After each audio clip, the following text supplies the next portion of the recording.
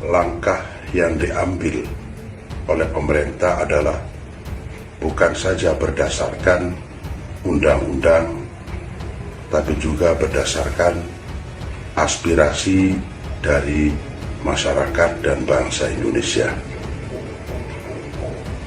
Sebab FPI sendiri tidak menyadari bahwa setiap langkahnya, gerakan-gerakannya banyak sekali yang bertentangan dan melanggar baik itu secara undang-undang negara ataupun secara konsep-konsep syariat Islam. Saya sebagai Polhukam yang ada di DPR melihat ini tentu pertimbangan-pertimbangan yang dilakukan Menko Polhukam terbukti pada saat membacakan, pada saat memutuskan itu melibatkan seluruh elemen Kementerian Teknis, dalam hal ini TNI, Polri, BIN, Menteri Dalam Negeri, kemudian juga Menteri Hukum dan HAM, dan mekanisme itu dilalui. Dan ini saya mengharapkan seluruh lapisan masyarakat untuk mendukung keputusan yang telah dibacakan oleh Menko Polhukam.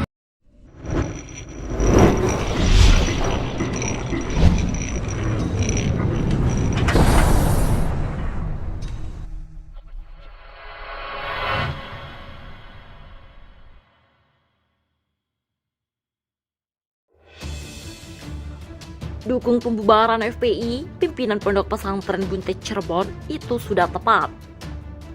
Usai disahkannya pembubaran FPI sebagai ormas oleh pemerintah Indonesia, pimpinan Pondok Pesantren Buntet Cirebon, Kiai Haji Adi Profiuddin Iza, pun buka suara.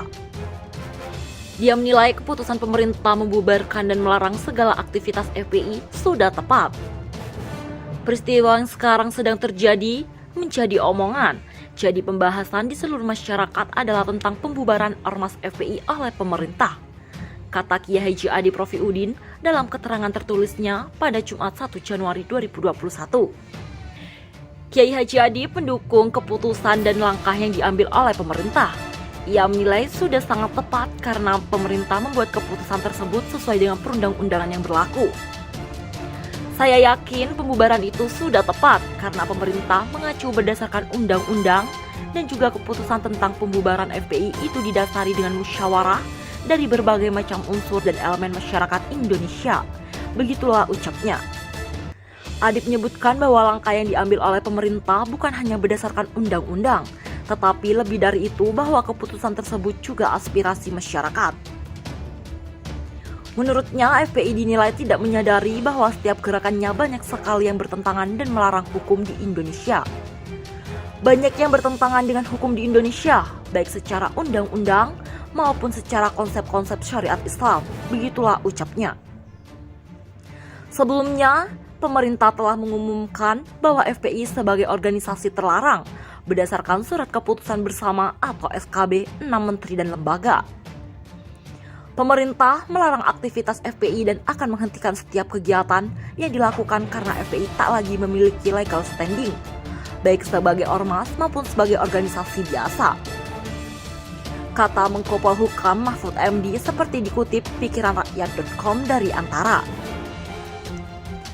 Senada dengan pimpinan Pondok Pesantren Buntet Cirebon, Kiai Haji Adi Profiuddin Iza, Wakil Sekretaris Jenderal Pengurus Besar Nahdlatul Ulama atau PBNU, Mas Duki Bedlowi ikut menyetujui langkah yang diambil pemerintah terkait pembubaran FPI.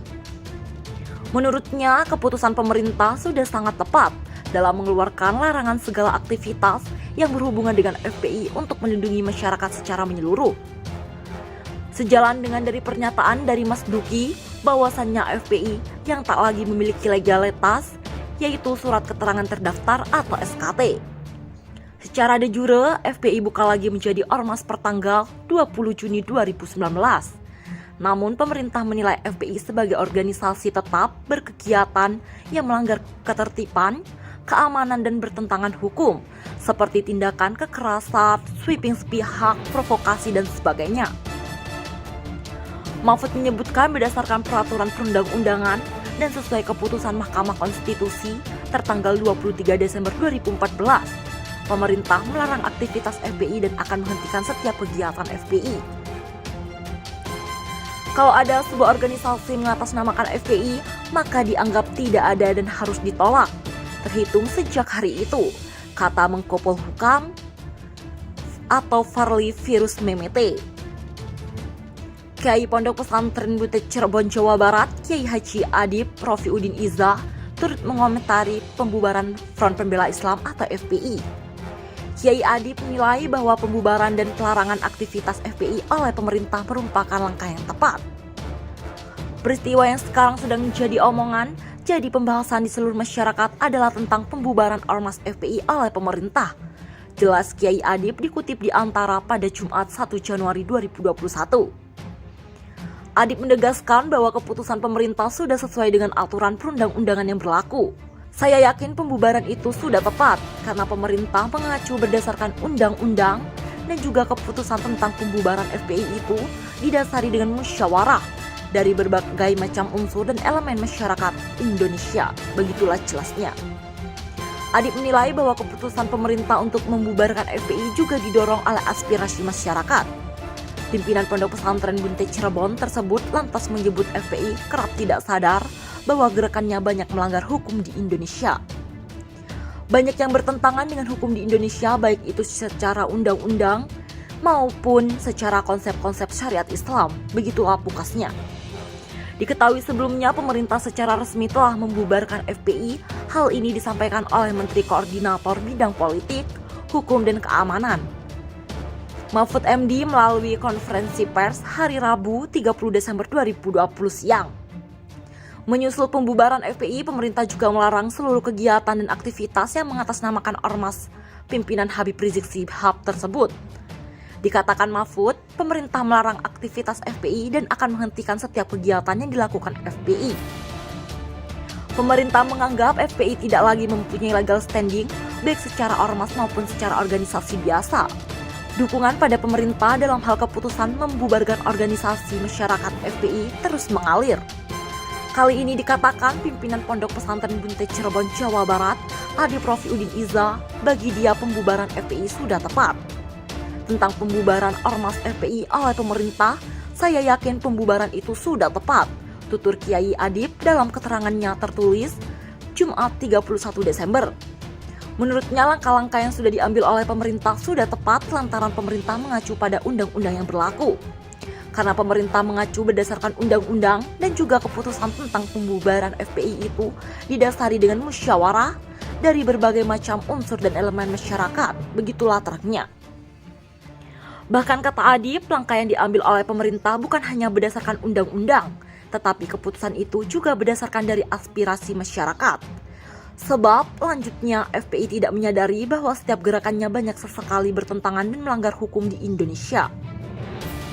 Banyak yang bertentangan dengan hukum di Indonesia, baik itu secara undang-undang maupun secara konsep-konsep syariat Islam, begitulah tegasnya. Sebelumnya, pemerintah menghentikan kegiatan dan membubarkan organisasi kemasyarakatan atau ormas Front Pembela Islam atau FPI pada Rabu 30 Desember.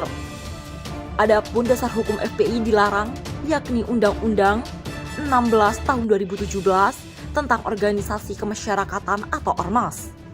Direktur Tindak Pidana Umum Barreskrim Polri, Brigjen Pol Andi Rianca Jadi, menyebut pihaknya akan terus menyidik kasus penembakan 16 laskar Front Pembela Islam secara transparan, terbuka, dan objektif.